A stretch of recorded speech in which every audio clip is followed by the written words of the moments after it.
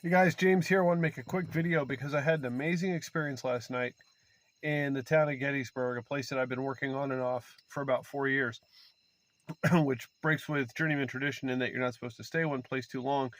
But Gettysburg is kind of an exception to me because it's just a gold mine of journeyman experience. Here's something that happened last night. So we didn't work yesterday. It was raining.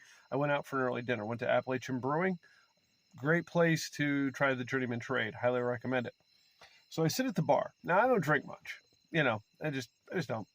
I tend to drink a lot of coffee. Coffee was an endless cup, and I met this guy, and we ended up talking for 4 hours. Now, Gettysburg is in some ways a tourist town, but it's also populated with a number of people who have a lot to share. That's why I mind the town so much for the journeyman experience. So last night's experience, I ran into a guy. He was sitting at the bar when I got there. Looked interesting, so I sat down next to him. He was reading a couple of books, and the two books concerned the topic of the German occupation of Africa during the First World War. Now, that's a sideshow of a sideshow topic, and that's what we got into.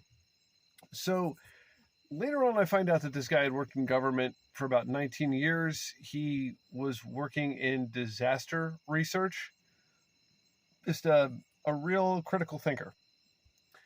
And as we kept talking, he mentioned to me that he was working on a book in his retirement. And the topic of the book was the history of working people in Western Pennsylvania between 1890 and like 1920. And some of his research tied into the journeyman mission. Here it is. So he had discovered that many people in big industry who had adopted modern machinery, modern for the time anyway, were very interested in obtaining a new workforce. And they were recruiting this workforce and bringing them to America from nations that had long accepted subjugation. Okay? I'm kind of reminded of the Israelites after they leave, Egypt, and then they say to Moses, "Can we just go back to slavery? This is really hard." People that accept subjugation. Now, the free tradesman is a free man. He is free to travel, do what he wants. His ancestors were peasants, and he has earned by means of his vocation and his 2 years journey that round him the right to travel freely within the trades.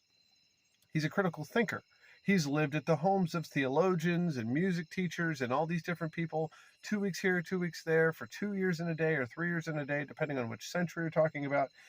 And he's exposed himself to many different things. He becomes a critical thinker, among other things.